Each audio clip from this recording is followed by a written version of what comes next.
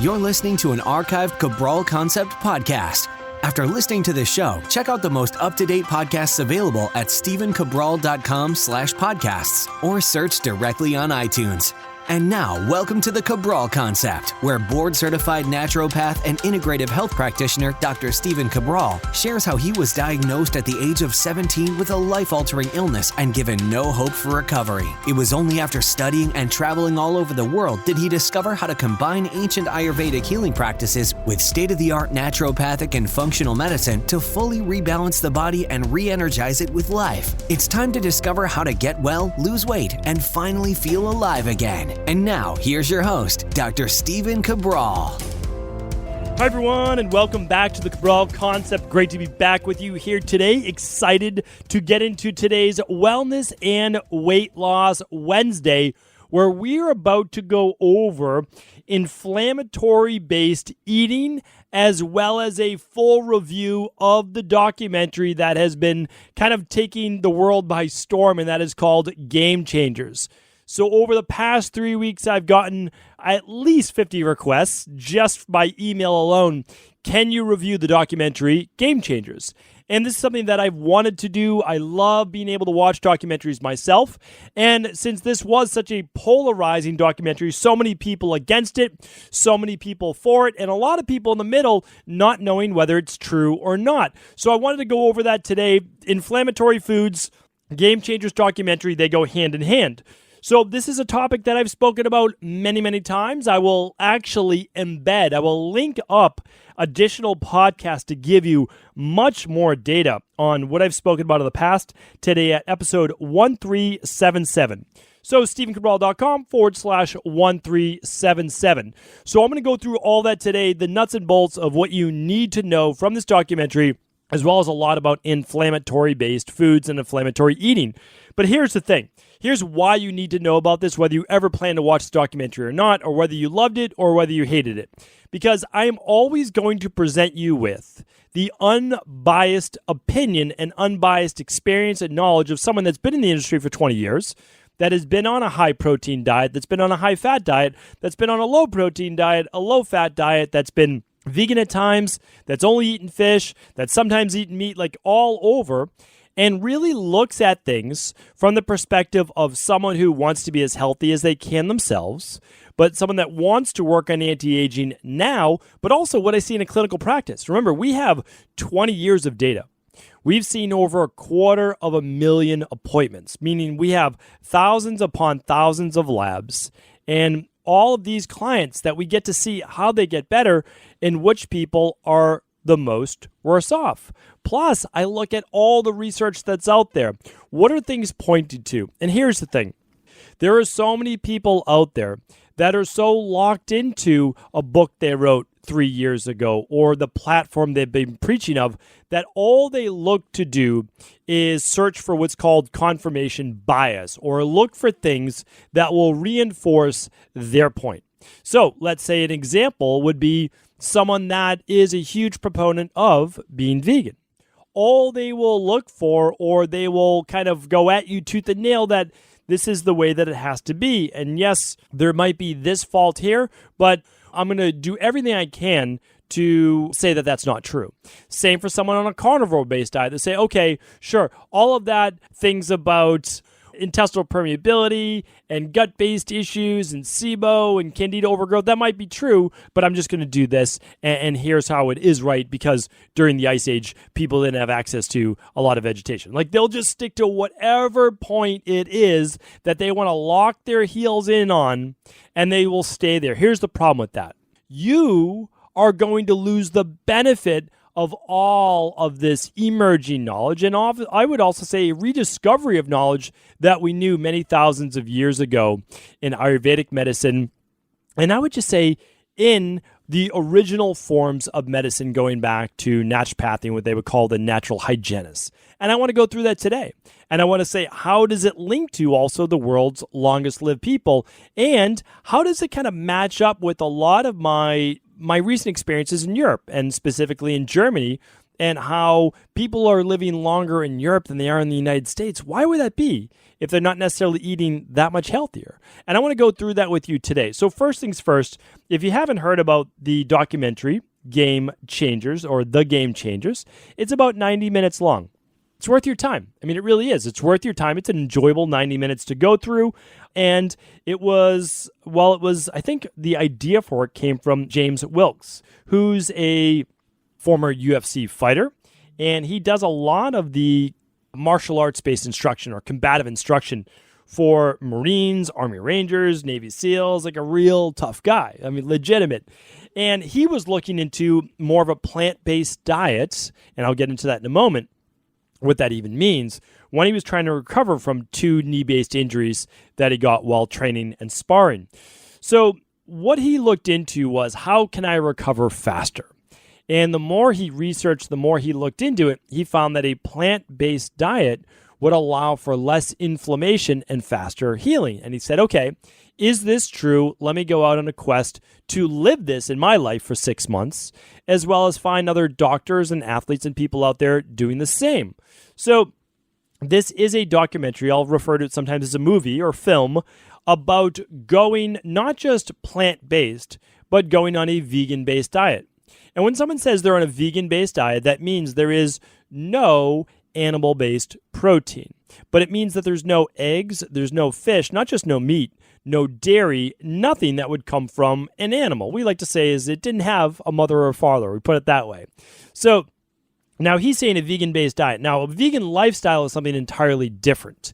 A vegan lifestyle and being a true vegan would mean that you're not wearing any, like a leather belt or leather shoes, that you are not using any animal-based products at all. And that would include even honey.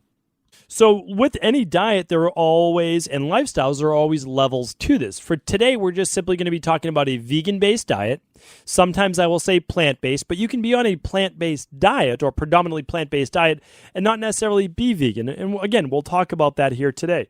But when we are looking at a just typical Western-based diet versus a vegan diet, we're saying that the average American, at least, is not getting their 7 to 9 servings of fruits and vegetables every day.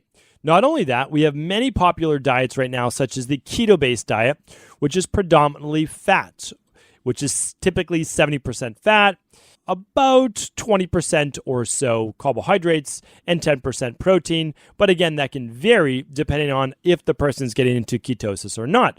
Some people do a little bit higher protein in the diet. I would actually argue that the majority of people on a keto-based diet are simply on a low-carb diet. They're not actually on a keto-based diet because their body's not in ketosis. So in order to really be on a keto-based diet, you should be in ketosis. The problem is that people are just on a lower carbohydrate diet, which is allowing for what they want for the most part, which is the weight loss based benefits. Now, there's a huge difference though, and I really want to clarify this, between body transformation and wellness and anti-aging. Now, your body can look great. You can be in great shape, but you may not be internally healthy and you may not live a very long life. Now, I've seen this from my life, people that I've worked with in my clinical practice, working with a lot of athletes here today as well. So I can say that person's in tremendous shape. Then I look at their inflammatory levels, I look at their omega-6 to omega-3 levels, I look at declining testosterone levels, and I can say, wow, person's in great shape physically, but internally their body's crashing and they're just pushing through with caffeine or adrenaline, whatever it might be. So what I want to do is I want to help people look great on the outside, but not sacrifice with looking great internally as well. So that's why running your labs do matter. Because again, you can look fine, be fine, like in terms of mental, emotional feeling, but you want to make sure internally that your body's keeping up as well, that it's not falling behind and that it's not aging at a much faster rate. So what this film looked to do was show people that a vegan-based diet was the way to go. That a vegan-based diet was healthier than all other forms of diet. And I want to go through that. Now, again, as I go through it, I'm going to look at it from an unbiased perspective. So, for example, they brought up a lot of great studies. And again, even magazines, I won't name names for magazines and go through all of that. But a lot of people would try to shoot them down saying, oh, that wasn't actually true. This study isn't actually true. But here's the thing. You can find a study, you honestly can. You can find a study to back you up for absolutely anything. And for most studies, you can drive a lot of holes into that study. Oh, it wasn't done with enough people. It wasn't done long enough. It was done without this control. I mean, again, you can look at so many different factors. But here's the thing. When we see these things in studies, which is what I read, right? So I'm looking at the research, my private wellness clients, our community, maybe you're not doing the studies. That's okay. I am. And then what I do is I pass along to you what the research says, but only if it also matches up with clinical practice. And that's what I like to share with people. You cannot go by your own anecdotal evidence, a party of one, right? N equals one. But you also can't just go with, well, look what it did for my body. Like, look what it did for this person's body, because that does not necessarily constitute health. So there's a lot of personal trainers and there's a lot of people in the body transformation industry that's saying this is ridiculous. You can live on a great diet of meat and some vegetables and things like that. But here's the thing. That will transform your body. No doubt about it. I did it for many years and it works. But it does not work in terms of overall health.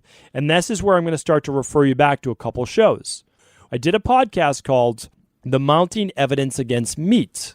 Okay, this is probably about a year ago or so. And it wasn't just on meat, but it was also on protein in general. And that's where the game changer starts to get into this a little bit. The more protein you consume, especially if it's meat or dairy, the higher preponderance, that's probably not the best word to use, the higher chance of cancer. So for example, those who have meat in their diet have a 4 to 5x rate of cancer. They have a greater chance for cancer. They have a 3 times risk for cancer with just 1 serving of meat per week in the diet. So these are interesting things for me to look at. And then when I found out that those people in general, that consume more than 19% of their diet from meat have as great of a chance, essentially, of getting cancer as those of smokers, I said, this is something to look at. And then I'm going back to looking at Ayurvedic medicine. I'm saying, did they eat meat? Yes, they did. They actually had some meat. Predominantly, though, plant-based, predominantly vegan. And I look at the blue zones and I say, did they eat some meat? Most cultures did. They did. How much? 5 to 10% of their diet. I said, okay, interesting. All right. I just spent about 7 days, 8 days in Europe, namely at World Medicine Week in Germany, in Baden-Baden. And I just look at how cultures eat. And I got to spend a lot of time with other doctors there. And I got to ask a lot of questions too, because people in Europe do live longer than in the United States. And here's one of the biggest things I saw.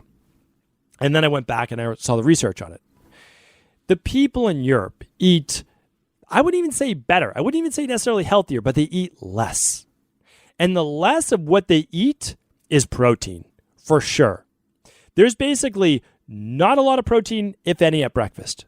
There's not a lot from meat-based sources, I'm saying. They'll have some oatmeal. They'll have some muesli. They might have a pastry, something like that. Same for lunch. We're talking about not a lot of food. If there is a sandwich, it's like a slice of meat in there. There's not a lot, meaning like thin sliced. And I'm not saying this is a healthy diet, but it's less. There's overall less consumption of food. Overall. Now, again, are people in Germany living their best and healthiest life? They are not. But they're still outliving their American counterparts. Same with people in France and same with people in Europe in general. They are outliving their American and more westernized counterparts. And the reason for this is, without a doubt, the consumption of animal-based protein and the total amount of it.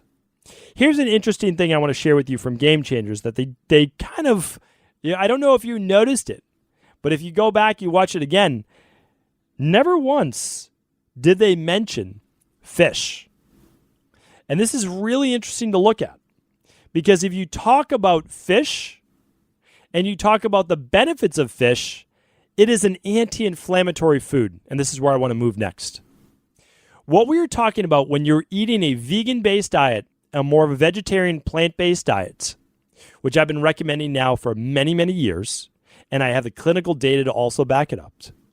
When you look at that, fish would have been something that cultures around the world would have prized and would have eaten as much as they could basically get, which again wouldn't be a ton, right? And they wouldn't be eating it all day long. But the omega-3s in fish are anti-inflammatory. We're talking about wild fish. We're not talking about farm-raised salmon that's fed literally Skittles and chicken feed, right? We're not talking about that are grown in pools. We're talking about, let's say, wild salmon, or we're talking about wild pollock or something like that. So what I want to talk about is that Game Changers specifically left out fish. They included what to eliminate and the dangers of meat in general. That include poultry, red meat specifically, eggs, and dairy. They did not talk about fish, and that was very, very interesting. Most of the Blue Zone's people included high omega-3 fish or some type of fish in their diet. How much? Not a lot. 3-4 times a week, about a handful. And when we look at that, we can say, okay, it's starting to add up. The benefits of a plant-based diet is, a lot of it is being a great increase in inflammatory foods, anti-inflammatory foods. Now, what does that mean? Well, it means there's more antioxidants. It means there's more fiber. So that's going to help with blood pressure. It's going to help with cholesterol. It's going to help with the gut microbiome. It's going to help with feeling satiated.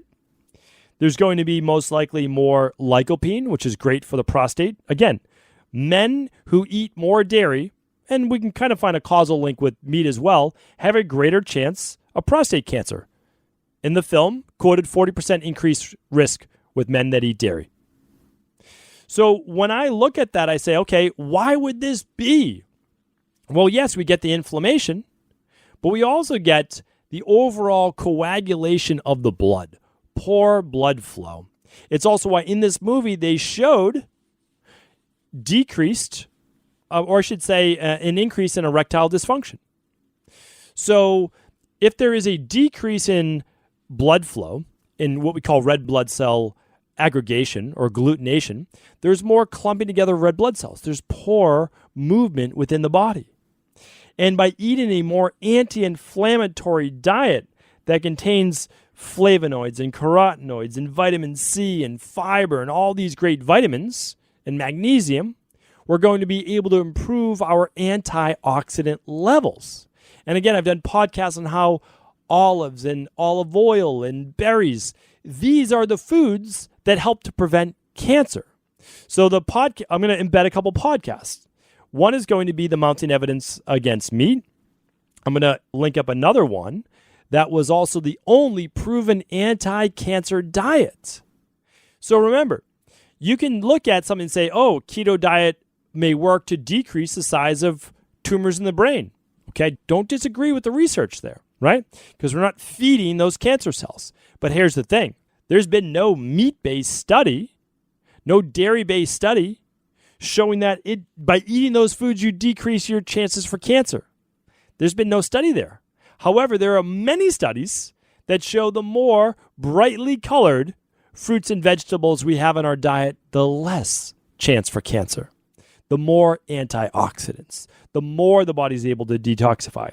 And part of this is the flip side. When you eat meat-based foods, you're increasing certain inflammatory products in your body. One of those I mentioned before when I did a review on, I think it was maybe the plant paradox, but it was something called new 5GC. And this is actually a sugar molecule in red meats that is being linked now to increasing cancer. Now, let's say you don't agree with that research. Fine. There's also something called advanced glycation end products, as well as heterocyclic amines. And I believe there's also another byproduct of cooked meat called polycyclic aromatic hydrocarbons. Rolls right off the tongue. And what this does is this creates more oxidants in the body. So now think about this. You're eating plant-based foods, brightly colored fruits and vegetables, and we'll go into legumes, things like that. Now, you're eating those and you're getting all the antioxidants, which helps with free radical damage in the body. But when you put cooked meats into the body, you're actually getting a lot of these advanced glycation end products, the heterocyclic amines, and you're eating hem, some people pronounce it hemi, but hem iron, which is also an oxidant in the body. So now you have this speeding up of inflammation or aging in the body. So there's multiple ways to look at this. And again, you can't deny these things. There's another big one talked about.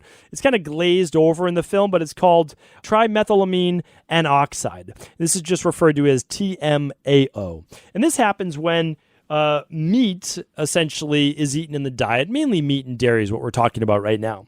And it begins to change the gut microbiome. There's more of a putrefaction that takes place that can lead to more disease, and a lot of this linked to atherosclerosis and sometimes cancer. So what I want people to do is this, because I could go on and on about this movie. There's one more podcast I want to link up, and that is the truth about our physiology. And again, I feel like I could talk about this for an hour. But what I want you to know is that the human body is built for a more omnivore-based diet. We were the original scavengers. We would look to not become prey. So here's the thing. We don't have fangs. We have small carnivore-based teeth. We have weak nails compared to the claws of other animals. We're on two legs, which means we're not very fast in the animal kingdom. And the only reason we're an apex predator, top of the food chain now, is because we have weapons. I mean, that's really it. So let's go back in time, because our body has not dramatically shifted or changed. And we look at our structure, maybe a weaker jaw. I mean, there's just a few things that have changed. Pain tolerance a little bit less. And we look at how we've changed and how our bodies look. We are predominantly meant to eat things that would be easy for us to grab and eat, and that would we be able to find easily. Now, again, if you wanted to take down any of these animals, and I've spoken about this before, you would not be able to do that, most likely, without some type of weapon. Again, humans are the only animals to, I mean, again, you can make all sorts of arguments for little things that animals use, but with our own body, you're not killing a cow, okay? You're just not. You're not killing a deer. You're going to have a very difficult time even catching a chicken. But let's say that you do, okay? You only, and this is before fire, all of this, because we're looking at what the human body was built for. You are just not going to tear apart that chicken and eat it raw and be able to digest that in the same way. Now, you could try that, but that's probably not appetizing to you, right? Probably not something that you would even think about doing. You want it already prepackaged for you and that you would eat it. And then you want to add spices to it to make it taste better, which is like salt and pepper and garlic and those types of things. So what I want you to look at overall is that humans were meant to eat predominantly a plant-based diet. And I'm going to give my exact recommendations in just a moment, because there's a couple things, though, that game changers, that it was too biased. And so I want to talk about that just for a moment. Now, they say we should just eat plants because we don't need to eat the cow, because the cow is just the middleman for the plant. Meaning, like, the cows eat grass, and then we eat the cow for that protein. But the truth is that you can't use that as an analogy. Again, like, I'm trying to help out the plant-based world, but you can't keep saying that. You can't say, look how big an elephant is, and it just eats, it just eats vegetables. And look how big a cow is, and it just eats grass all day. Here's the problem. It does not work that way. We humans can't eat grass. We can't just sit there and eat grass. It's not going to work. And that's because we don't have the multiple stomachs of a ruminant-based animal. We don't have a rumen. We don't chew grass for 5 minutes at a time, swallow it, regurgitate it, chew it again, and then have it move through multiple stomachs. That's not our physiology as well. So I just want to be careful that if you're going to make the argument for a plant-based diet or a vegan diet, that you don't say, look at how cows do it, we could just be like a cow. Well, you can't, because that's not your physiology, right? Now, if you want to make the argument for chimpanzee and orangutan, you can do that. And if you look at their diet as I've gone back before, yes, predominantly plant-based, no doubt about it. Sometimes they will eat a little bit of meat, believe it or not. Like that will happen, but it's a very small amount, 5% or less of the diet when you look at that chimpanzee diet. And then they go into outliers in life. So remember, I'm a big mixed martial artist, big fan. I mean, I love that. I've taken martial arts for over 20 years and thoroughly enjoy it. And they go to this fighter named Nate Diaz, and they say, and when I started to see them talking about Nate Diaz, I had to pause for a second because you have to make sure that you're really looking into this. I'm big fan. Nate Diaz, when he went up against Conor McGregor, and Conor McGregor said he was eating steaks multiple times per day, and Nate Diaz predominantly, or they were saying he's a vegan-based diet. But here's the thing. Nate Diaz actually eats some fish and occasionally eats some eggs. So plant-based diet, yes, but eating a little bit of eggs and a little bit of fish. And they're saying that because Nate ate more of a vegan-based diet, he didn't get tired as easily. But you can't, that's not the truth, right? So, because here's a couple things to look at. Conor McGregor actually won their second fight. So first of all, we don't want to use that as the best example. And the thing is that just about 2 weeks ago, Nate Diaz lost again. But here's the thing. People are also born with, and they can work on this, fast twitch versus slow twitch muscle fiber. And when you see someone with massive power, knockout power, they're oftentimes a fast twitch muscle fiber athlete. And that is always going to come at the expense of great endurance. Slow twitch muscle fiber, greater endurance. So, again, we have to be careful how we're looking at this. That is not a great example to use, although I do believe following a greater anti-inflammatory diet that I'm going to give you in just one moment will lead to better athletic performance. And they did show that during the movie. Now, the other thing is this. You can't do one-offs with people. They show a 60-year-old in the film who is in phenomenal condition. I mean, like absolutely phenomenal condition. Will everyone eating a vegan diet look like that? Probably not. The other thing is, too, is you'd be able to show someone who eats a predominantly meat-based diet at 60 years old, and they could look great, too. So I don't want to see just, one-offs, outliers. It's never a great way to present your point, but I get it. It's a film, and you want to be able to show that to people. So the biggest takeaway that I want to give you is this. There is no doubt in my mind now that after having gone through every diet imaginable myself, that with being in this industry now for over 20 years, with seeing people now for multiple, again, we see people virtually all over the world, but we've completed well over 250,000 appointments, is that the healthiest diet in the world is still what I called the foundation of all diets. And we will embed that today at StephenCabral.com/1377. Episode 1377, I will link up the other shows. What is the foundation, though, of all diets, if you don't want to go as in-depth?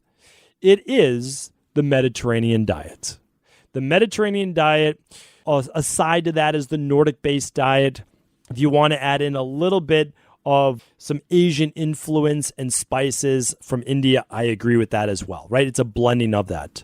But the Mediterranean diet has such a massive amount of research and study around it that you can't go wrong. And when you look at it, again, I always like to do this. Bet safe. Bet safe. Hey, you could knock it out of the park with a carnivore-based diet. Really. Like you could be that outlier. You could be right? But most likely not. They don't say that that's the way to go in Ayurvedic medicine, traditional Chinese medicine, Egyptian medicine. If anything, when you look back to the Greek and Roman days, the people with the most dis-ease who died the youngest were those people who ate all of the rich foods, all of the meats, and all of the dairy and all of the process-based, cured foods. They were the ones who had all of the gout. They were the ones who had all of the disease, not the people who had very little to eat, who didn't eat a lot of, maybe they just had some bread, a little bit of grain. And I'm not saying to load up on that at all, because processed foods is just as bad. It really is. So we're talking about, and I'm going to give you those foods right now, we are talking about looking at an anti-inflammatory food pyramid. And that's how I want to end today's show, because again, I could talk about this absolutely forever. But at the top of your food pyramid has to be 7 to 9 cups of fruits and veggies every single day. That's it. That's where it has to start. So you can be a vegan and eat bread and pseudo cheese all day, but that's not healthy. It's not healthy. So what do we need to do? We need to get brightly colored fruits and vegetables in our diet. And you are not going to get diabetes from eating blueberries, raspberries, blackberries, cherries, kiwi, grapefruit. It's not going to happen. Like, that's not going to happen. Yes, in our functional medicine detox and a lot of our plans, we cut out fruit for about 21 days. We do that to give the body a chance to get rid of that glucose floating around your bloodstream because of all of the processed food and poor food choices before that. But we're eventually adding those back in, because when we look at the only foods that help to prevent dis-ease and cancer, the only foods are brightly colored fruits and veggies, and you can start to add in some maybe legumes and things like that as well. But 7 to 9 cups a day, 7 to 9 cups a day as your minimum of fruits and veggies. And I've done many shows on how to get these in. But just a quick one could be 2 cups of wild blueberries for breakfast. That's it. I mean, meaning like as part of your smoothie, right? Then you get 3 cups of veggies at lunch. Maybe it's 1 cup of cooked broccoli and then 2 cups of salad mix if you want. Just something simple, right? And then at dinner, or you might have a sweet potato in there. That's going to count as well. And then at dinner, you have 1.5 cups of asparagus and another 1.5 cups of cooked carrots. I'm just making things up. But that's it. And just right there, you got 2 cups with breakfast, you got 3 at lunch and 3 at dinner, right? So we're at 8 cups right there. So what we are looking at is a predominantly anti-inflammatory diet. So now, even if you had a little bit of meat or a little bit of something else, it's balanced, more balanced with your antioxidant-based food. So that is why those people that want to keep some meat in their diet, that want to keep some eggs in their diet, that want to keep some dairy in their diet, you have to balance that with the plant-based foods, right? And I still think you'll be okay. I really do. If you keep your protein, your animal-based protein intake to 10% or less, I think you'll be okay. I can't guarantee that, right? But I think you will be, because you have the rest of your diet as an antioxidant-based source that's going to help you combat a lot of those inflammatory-based issues surrounding meat. Now, as we're moving down this food pyramid, or up it, you're going to have a little bit less. But some lentils, right? In Ayurvedic times, they did dal, some split mung beans. You might have some chickpeas. You might have some black beans. You might have any type of beans that you'd like, right? And we mix with that maybe some oats, or maybe not, right? Like maybe not. Maybe you never do any grains, and that's okay. You don't need grains to be healthy. But maybe you do sweet potatoes and yams and yucca and parsnips and beets and other root-based vegetables. After that, a little bit of nuts. If you can digest them, a little bit of almonds, raw almonds, walnuts, macadamia can all be great. What about from there? Well, could be a little bit of fish, maybe a little bit of wild-caught fish. That would be okay. Some people do okay with some non-GMO soy. I'm not one of those people. I can't do soy. It does not work with my body. I don't do well with it. Some people have no issues with the phytoestrogens in soy. If you are postmenopausal, you may actually get benefit from it, and the research shows that. But I just don't see a lot of benefit to that, and I don't necessarily push people to eating that at all. And then after that, you want to get your herbs and spices in there. I've talked about the anti-inflammatory powers of oregano, of ginger, of cloves, of parsley, of all these things that you can add to your meals. And then, of course, we want to make sure that we stay balanced in terms of our micronutrient needs. Okay. And what does that mean? Well, that means we need to look out for what we might be short in, such as vitamin D and vitamin C, since, again, humans are one of those mammals or one of those creatures that don't produce endogenously their own vitamin C. And B vitamins as well, namely B12. You'd say, well, a vegan diet obviously can't be possible because people would have gotten B12 or never gotten B12. They would have only got it from animal-based products, but it's actually not true. And I've talked about this maybe 2 or 3 years ago, and they talked about it just briefly in the documentary. You can actually get B12 from the bacteria in the dirt. Now, you'd say, well, how would people get that? Well, remember, you weren't necessarily washing your food before eating it thousands of years ago.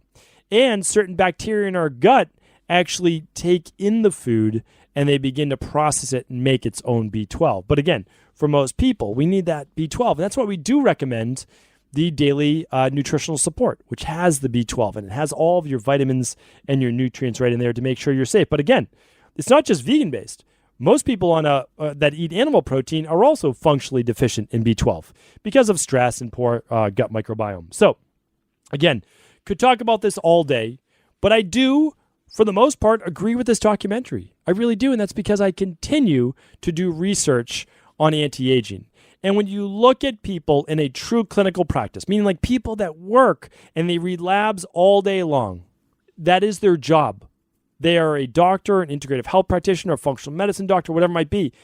They're going to tell you that there's almost no downside to being on a plant-based diet. Meaning like there's almost zero downside is what I'm trying to share with people. Where there could be potentially a huge downside if you're eating meat 3 times a day. And if you're eating meat or jerky as like snacks in between meals. So there could be potential huge downside for that. That's why when I look at that, I always try to bet safe. Betting safe would be eating your fruits and vegetables 7 to 9 cups per day. Bet on that. Bet on that every day of the week. And that is why, although there's some issues that I take with the film, it's well done. It does promote a very strong case for going on a vegan or predominantly plant-based diet, and it's worth your time to at least explore and look into.